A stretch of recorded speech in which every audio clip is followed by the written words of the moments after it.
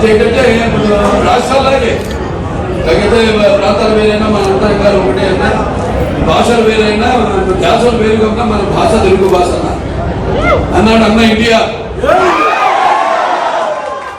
ఇవాళ ఏదో సాంకేతికంగా మనం విడిపోయినా బట్ మన మనసులో మన ఆలోచన అన్ని ఒకటే. మనం తెలుగు వాళ్ళకి ఎంతో గర్వపడాలి ఇవాళ. మరి ఇటువంటి అన్ని అంటే ఒక మానస విషయంలో తెలివి ఇటువంటి కొత్త కాన్సెప్ట్లు సమాజంలో తీసుకురావడం అంటే, అలాగే ఎక్కడైనా సరే దేశంలో కావచ్చు విదేశాల్లో కావచ్చు ఎక్కడైనా సరే ఏ రంగంలోనైనా సరే ప్రథమ స్థానంలో ఉండి మన దేశ పేరు ప్రఖ్యాతలను సముద్రాలను దాటి, అలాగే ఆ దేశాలు ఎక్కడున్నా సరే వాళ్ళు మన ఆ దేశం యొక్క సామాజిక సాంస్కృతిక అలాగే రాజకీయ ఆర్థికంగా ఆ దేశాల భాగస్వాములు అవుతున్నారు. అందులో కేవలం వ్యాపారంలోనే కాకుండా రాజకీయాల్లో కూడా రాణిస్తున్నారు అంటే మన తెలుగు వాళ్ళే.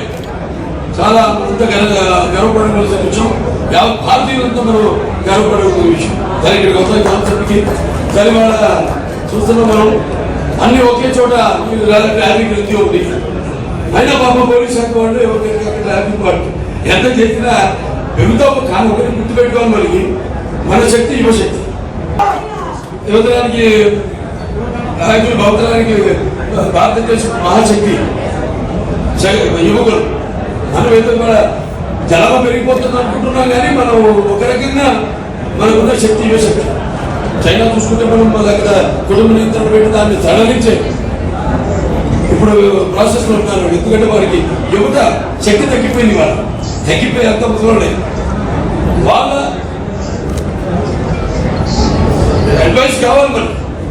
కానీ ఇంకా ముందు అంటే గడగొట్టు వాడే కాలగతి గెలిచే ఆయుష్మంతుడు అన్నట్టు ఇంకా ముందు ఆ వంశాన్ని కానివ్వండి లేకపోతే మన దేశపు ప్రఖ్యాతలు కానీ ముందు నడిపించడానికి యువత అవసరం, చాలా అవసరం.